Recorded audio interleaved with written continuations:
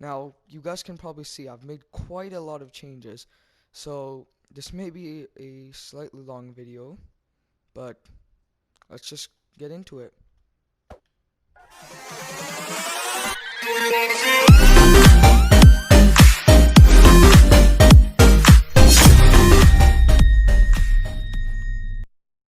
Quite a lot of things, so I've broken it up into parts for you guys so that it's easier to understand for all of you. So, this part right here is the special effects and triggers. And then over here we have the zombie multiplication. This right here is the blood moon. And then this over here is zombie hordes. So I'm going to start with the special effects and triggers, and then we'll work our way around. So you guys might remember that in my last video I actually made it so that random zombies will get the effects, and that kind of affected too many zombies at once. Ignore that in the background. But that affected way too many zombies and it just became too hard. So to make it better, I've made a system so that after a certain amount of days it will affect the zombies with the special effect. Now, these are still the same effects, and all I've done is add this day counter. So how this works, how you set this up is you put a dropper with a daylight sensor on top. Then, coming out of the dropper, you put a comparator, a repeater, and then a block. Then, right here beside this block, and on this block, you'd put a redstone torch, and then it goes into your command block. But I don't have that on right now. So, once you've done that, you want to take any stackable item. So, like, don't use any swords or anything. But once you've got your stackable item, you want to grab the exact amount of how many days you want. So, like, say I wanted 10 days, I'd grab 10 of any stackable item.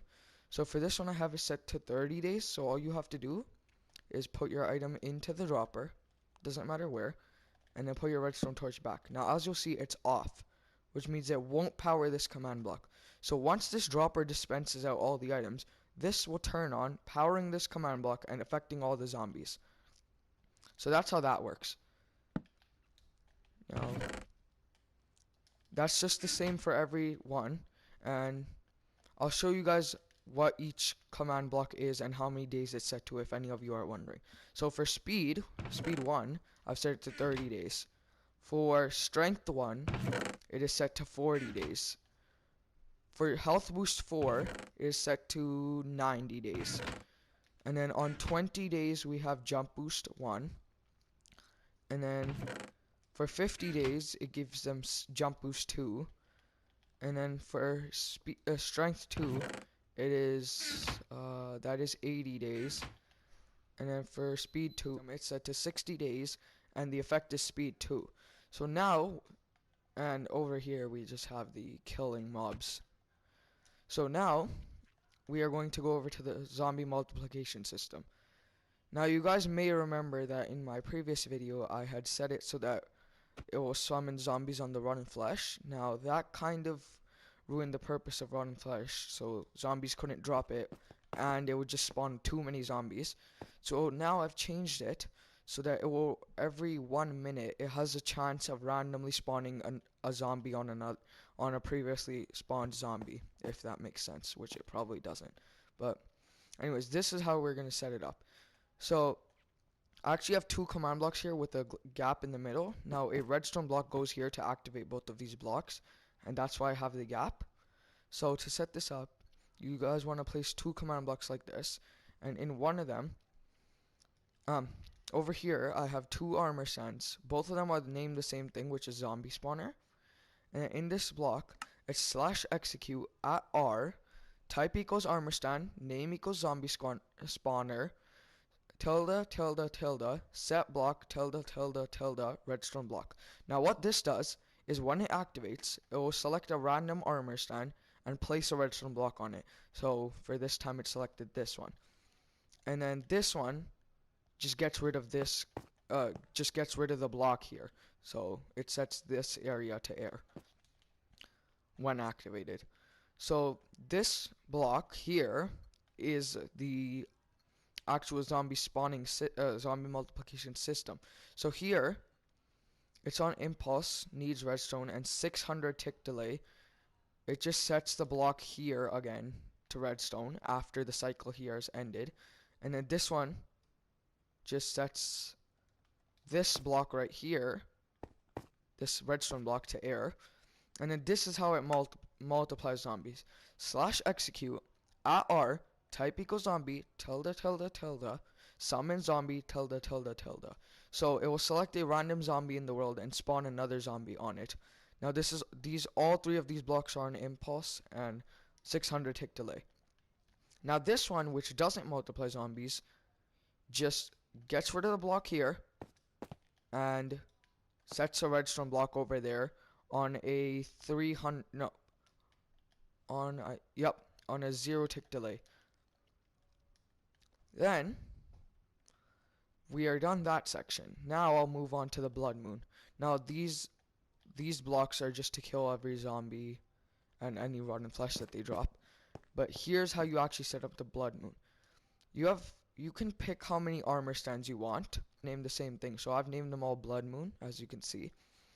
And then the triggers for this system are right here. One command block with a daylight sensor set to day mode, and one with a night mode daylight sensor. And that's why I don't have any lights on this platform, because it needs to have a low light level to activate. So this one is all default settings, and slash execute at R type equals armor stand, name equals blood moon, which is the name I've set for mine.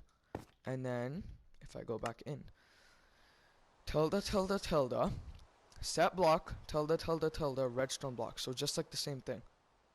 And now the problem with this is it does sometimes detect it when when it starts raining, as you guys just saw. If I open chat, right there it says the blood moon is rising. So that is one issue, but I don't know if there's any way around that.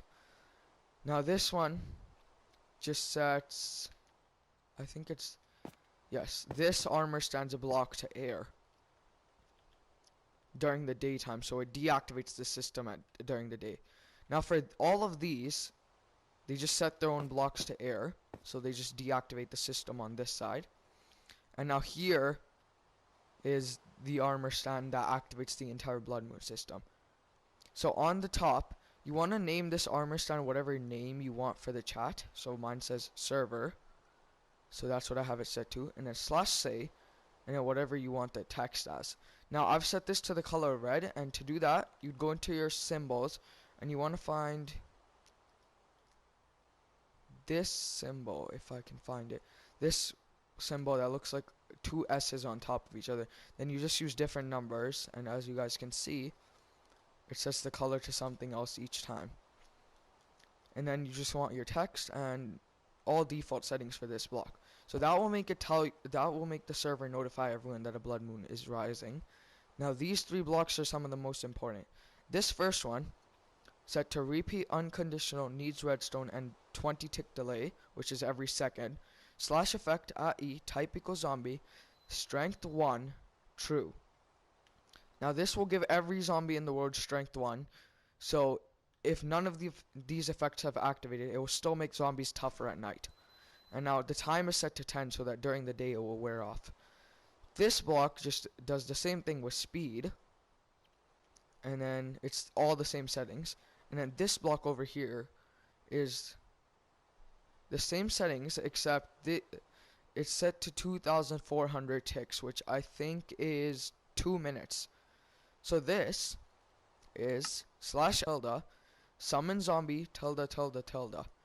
Now what this will do is, based on how many zombies in the world, it will double them all during blood moons 5 times. So that actually makes it a lot tougher and a lot more challenging. So that's the blood moon system. Done. And I'm gonna quickly clear the weather, and then we can move on to the zombie hordes. Now this one's actually quite simple. So you have this block right, command block right here, set to repeat, and then all other default settings, and delay and ticks to 3,000.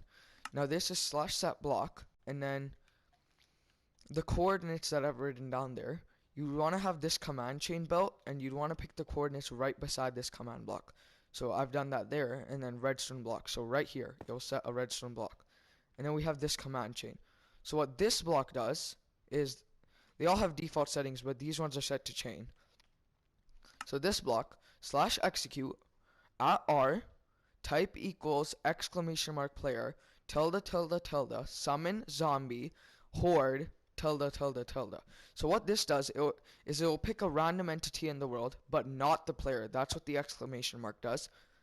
And then it will spawn a zombie that has the name of horde on that entity. Then these are just all in a chain. So these are set to chain so that when this block activates, it will activate all of these. So there's 5 of these, and they all have the same command. Now this command is /execute @e, type equals zombie, comma, name equals horde, tilde, summon zombie, tilde. So what this does is, once the horde zombie spawns, it will spawn more zombies on top of that, which creates a zombie horde. And then, yeah, that's what this system does. So I'll try to show you guys the system, but I'm not sure if it will work. So I'm just going to go into difficulty, and it is set to hard. So once I've got this set up, I'll show you guys. It's died. Okay. And there goes another. No. No. Okay. So I've got some pigs set up here. Well, spawned. And then I'm going to quickly place this redstone block, and hopefully it will work. Okay, it did not choose this entity this time. Oh yeah, guys, if you set up this system, you'll also want to have another command block on this beside the same location, and you just want to make it set this block to air so that this system can activate multiple times. So I'm actually just gonna change this block to @p, and then I'll show you guys what happens once I'm also another thing I forgot. Sorry about that, guys. I've actually been rushing this quite a bit. But another thing you want to do is have another block here, which sets the redstone block back here.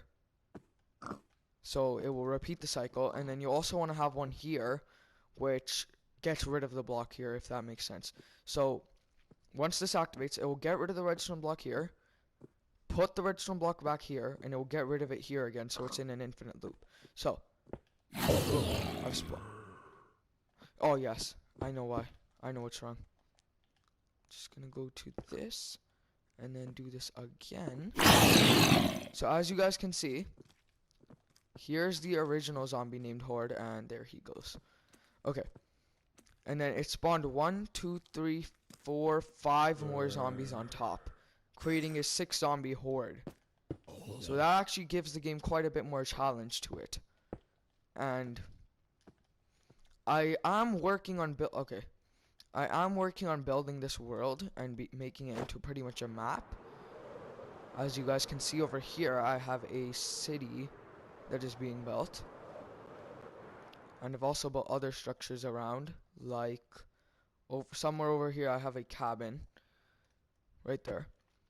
But if you guys would actually like me to try to get this map available for download, just leave a like and let me know in the comments. And before I go, I'd just like to thank you all for 150 subscribers. Now it's only been like 3 or 4 weeks since I've hit 100, and we've already hit 150 this quick, and that's just really amazing. And I'd like to thank each and every one of you. And the original, what just happened? Oh, what is this? What is this? Oh yes, this was from a previous test. Nothing to, I don't know why that's still there. But I just also like to say that you guys showed amazing support on the original Zombie Apocalypse video, and it's become my most popular video. Even though it's only been out for like a month now. And I'd like to thank you all for that as well. It actually has 4K views at the time of me recording this. But anyways, that's all I had to say for today. And I'll see you all in the next video. Bye.